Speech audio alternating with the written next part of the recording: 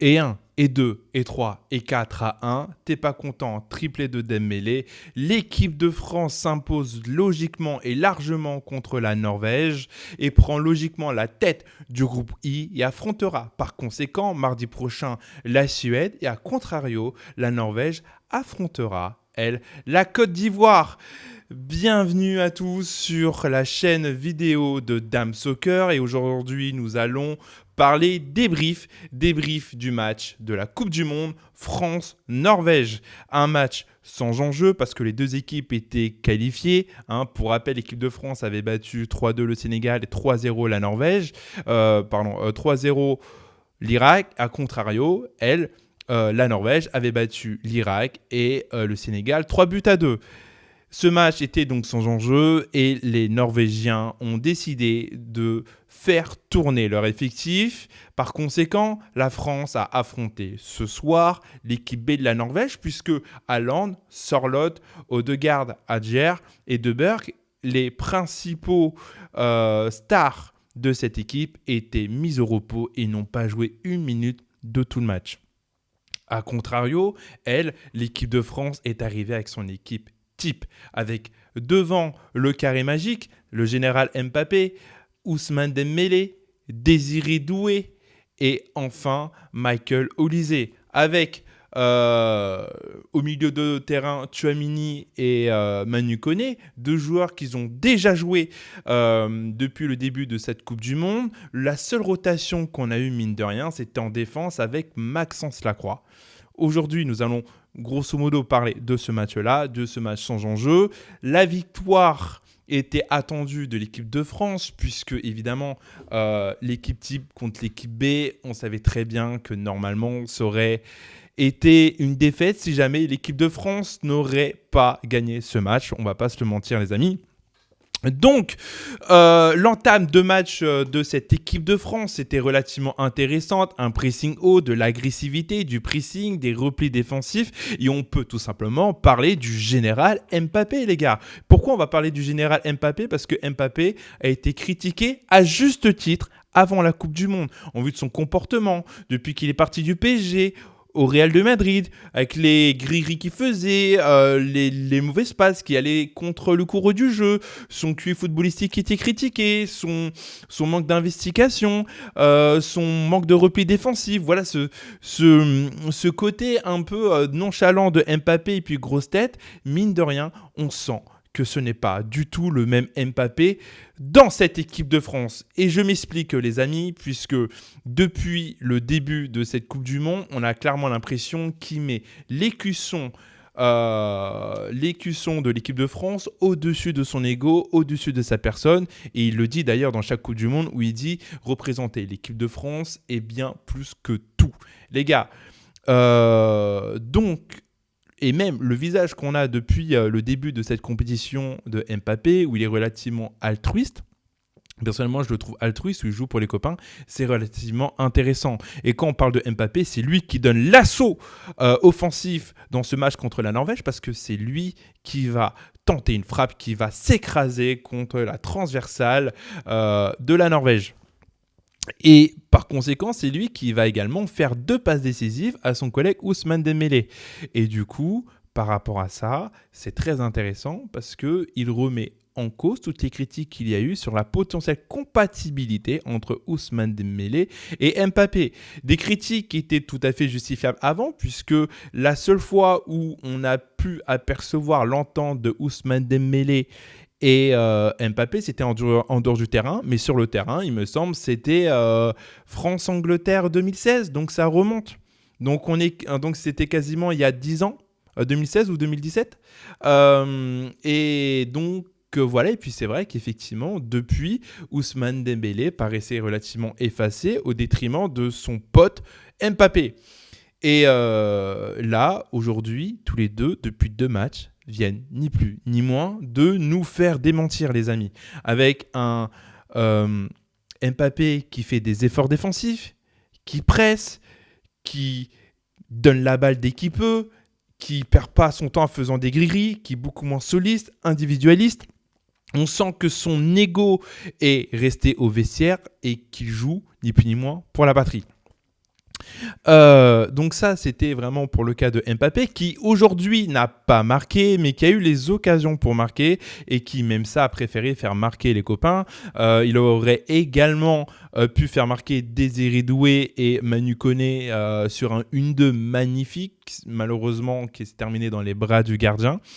Donc voilà, donc grosso modo, les gars, je trouve que cette équipe de France, elle devient relativement intéressante. Elle devient relativement intéressante parce qu'en attaque, ça commence à prendre forme. Au départ, moi, j'avais peur que les 4, qu'on leur laisse la liberté, qu'il n'y a pas ce côté fil conducteur et qu'on se marche dessus. Et que Mbappé, tel qu'on le connaissait avant cette Coupe du Monde-là, vampirise le jeu et en fait, gâche un peu le potentiel de feu que peut avoir, entre guillemets, ce carré magique. Il s'avère que non. On voit bien que l'un joue pour les autres. Ils commencent à arriver à se trouver. On cherche à combiner. On joue simple. C'est efficace. Et puis pour l'instant, si on prend en compte sur les 3 derniers matchs, c'est relativement positif.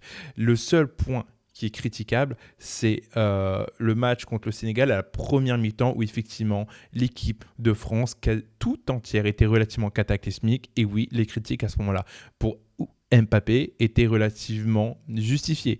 Mais à l'ensemble de l'équipe d'une manière générale. Après, l'équipe s'est redressée, elle a fait le chemin qu'elle a fait et aujourd'hui, elle bat aisément cette équipe de la Norvège, même si on peut le dire c'était l'équipe B.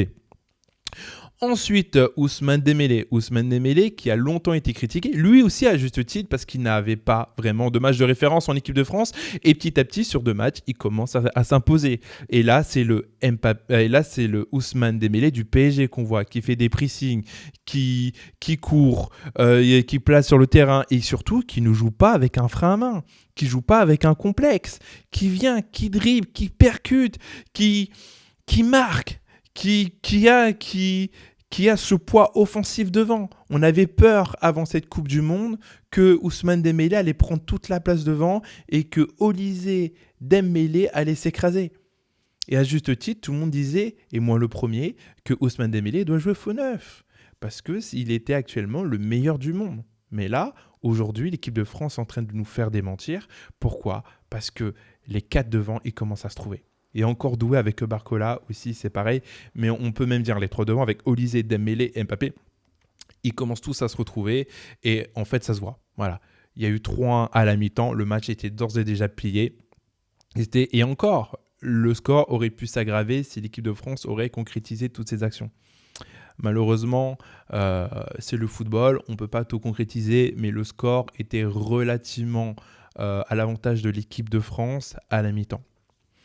On peut également parler de Désiré Doué. Alors Désiré Doué qui lui, à contrario, a un petit peu plus du mal encore, contrairement à son collègue Barcola, à prendre un peu ses marques en équipe de France. Je ne sais pas s'il veut trop bien faire ou si jamais c'est la pression, mais on sent qu'il a encore un peu de mal à se lâcher. La première mi-temps de Ousmane Dembélé, de Désiré Doué, pour moi, c'est le moins bon des 4. Il perd des ballons, il tente 2 frappes qui sont relativement molles. Alors après, c'est bien, il faut frapper, mais on l'a connu beaucoup plus tranchant et plus confiant sur les frappes, notamment au PSG. Après, moi je suis content qu'il a pu jouer la totalité du match et qu'il ait pu marquer ce but à la fin de la rencontre en espérant que ce but lui fera un déclic pour lui et puis qu'il puisse lui aussi rentrer dans cette Coupe du Monde parce que jusqu'à présent j'ai l'impression que Désiré Doué il n'était pas encore rentré dans cette Coupe du Monde, il commençait à rentrer dans le mauvais côté de Doué où il fait des gris etc., où il commence à perdre le ballon. Donc voilà. Petite mention aussi aujourd'hui à Tchouaméni qui selon moi fait un match de patron au milieu de terrain avec des interventions, des anticipations de grande classe. À lui tout seul, il a neutralisé le milieu de terrain norvégien et je trouve que c'est relativement intéressant. Voilà, parce que Tchouaméni, lui aussi, on le critique parfois aussi à juste titre, ou parfois il fait un bon match sur 2, ou parfois on a l'impression qu'il ne se mouille pas beaucoup. Là, aujourd'hui, on a vu un Tchouaméni tranchant, un Tchouaméni impactant, un Tchouaméni qui était partout, et heureusement, parce que la défense, selon moi, n'était pas du tout au niveau aujourd'hui. Et quand on parle de la défense, messieurs, le seul portier en défense qui était bon, c'était Mac Maignan. Et ouais les gars, c'était Mac-Maignan qui arrête un penalty et qui fait un arrêt contre Oscar Bobbs d'une main solide de la main. Bref, cette équipe de France a 2 grandes faiblesses, ce sont ses latéraux. Koundé, même si on sent qu'il est un petit peu plus en jambes depuis son premier match contre le Sénégal, il enchaîne les matchs, mais pour moi, c'est pas rassurant. C'est pas rassurant sur le plan offensif et c'est pas rassurant surtout sur le plan défensif.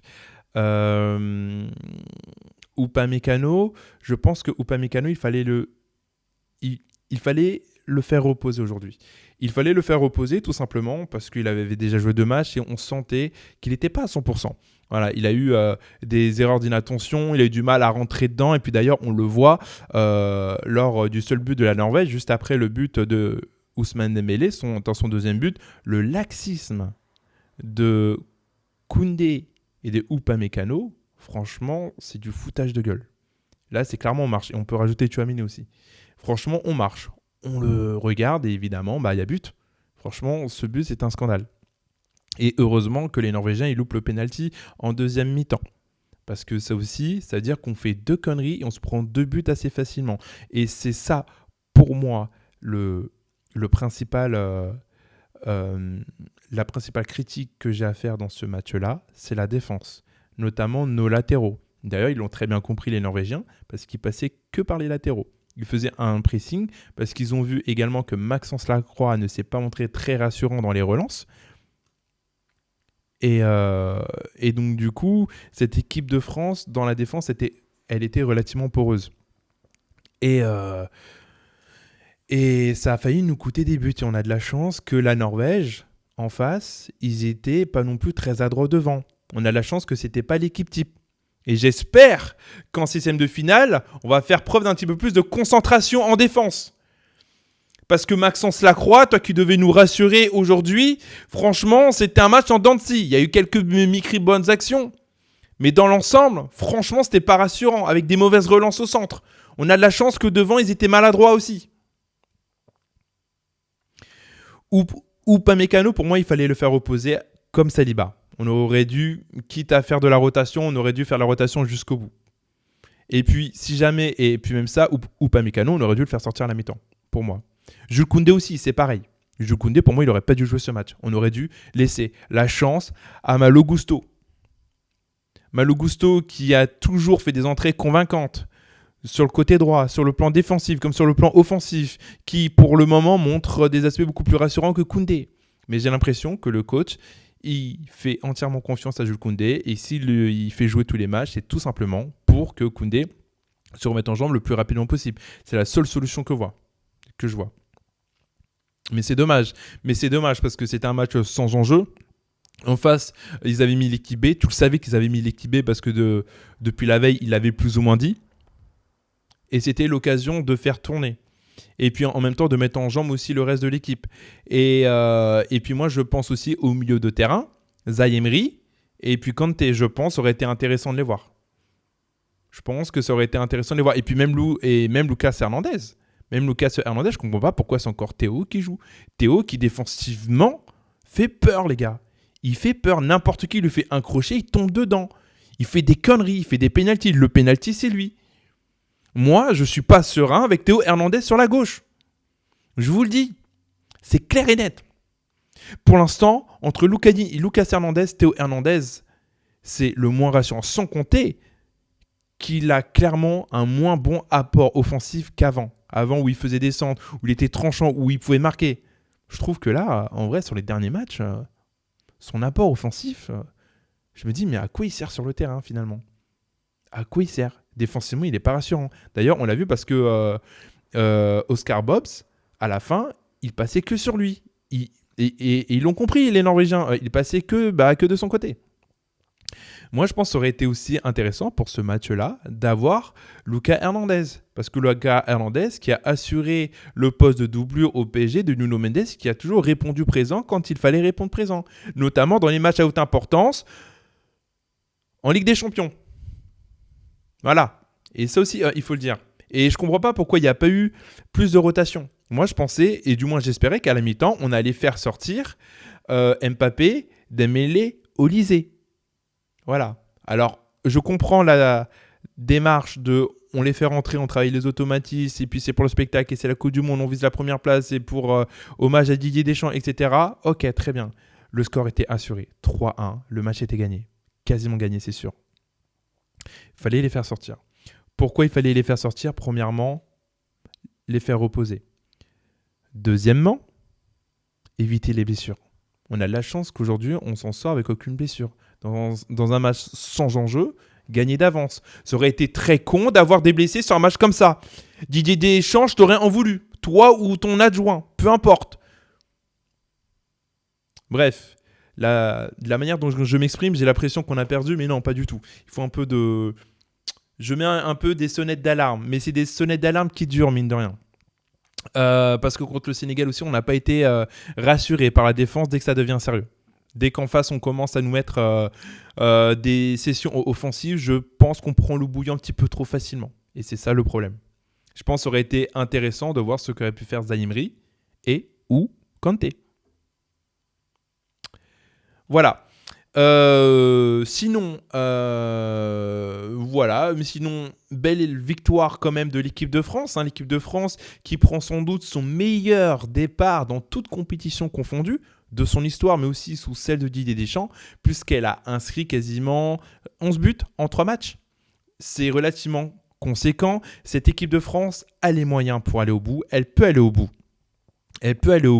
Offensivement, ça va. On voit très bien qu'on a mis les égos de côté.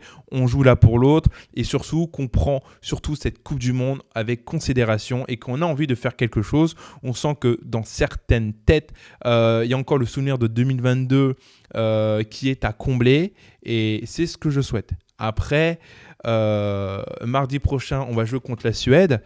On n'a pas le droit à l'erreur. Ça peut être un match piège, même si je pense logiquement la France devrait passer. Mais on sait très bien que les matchs à élimination directe, c'est une autre compétition. Et ce n'est pas l'équipe qui a fait la meilleure phase de groupe qui va toujours au bout de la compétition. Sur ce, j'ai fini ce débrief. Si jamais vous avez bien aimé ce débrief, n'hésitez pas à vous abonner, partager.